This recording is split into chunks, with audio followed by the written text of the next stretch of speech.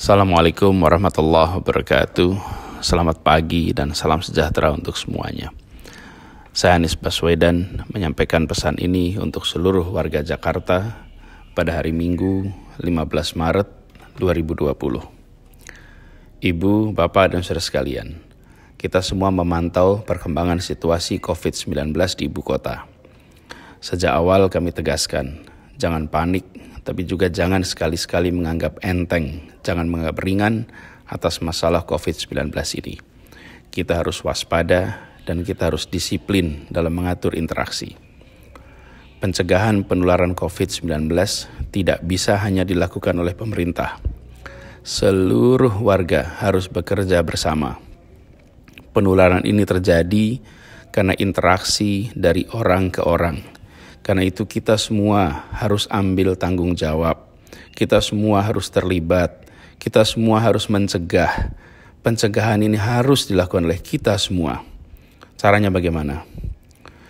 Dalam menjalani hari-hari ke depan, semua warga Jakarta harus melakukan yang biasa disebut sebagai social distancing measure, yaitu menjaga jarak antar warga, mengurangi perjumpaan, menghindari kontak fisik, menjauhi tempat-tempat berkumpul orang banyak.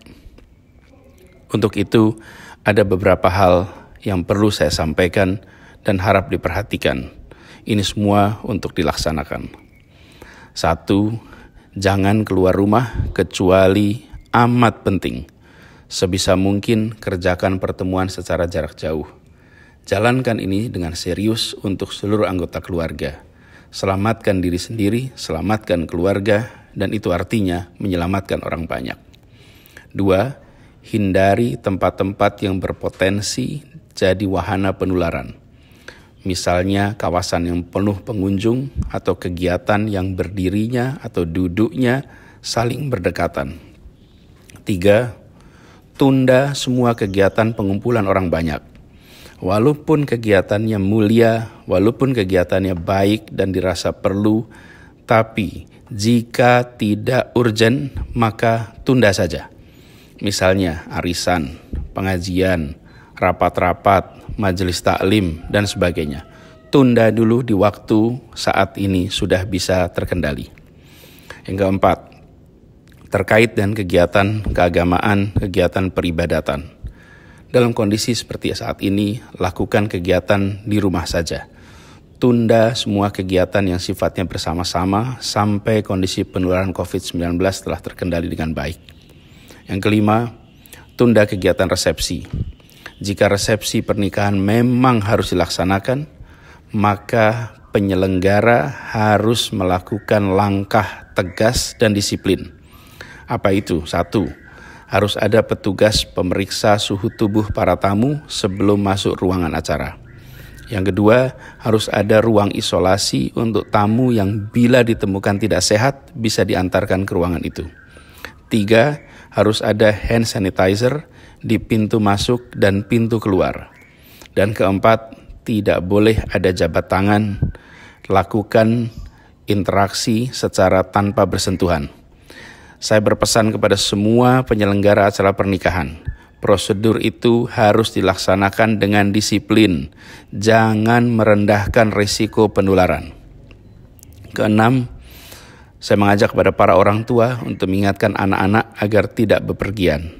Saat ini risiko penularannya sedang tinggi. Ditiadakannya kegiatan belajar di sekolah, ditiadakannya perkuliahan di kampus, jangan dianggap sebagai masa liburan. Tujuannya adalah agar semua kita bisa berada di rumah. Jadi jangan bepergian dan jangan membuat kegiatan-kegiatan bersama di luar rumah, walaupun sekolah tidak berkegiatan dan di kampus tidak berkegiatan. Yang ketujuh, saya berpesan kepada semua, usahakan tidak bepergian keluar kota. Tunda rencana pulang kampung sampai kondisi penularan terkendali. Jangan sampai ada di antara kita yang pulang kampung dan tanpa disadari justru membawa virus tersebut ke kampung halaman atau ke wilayah lain. Karena Jakarta pada saat ini merupakan salah satu tempat di mana virus tersebut telah menular dari satu pribadi ke pribadi lain.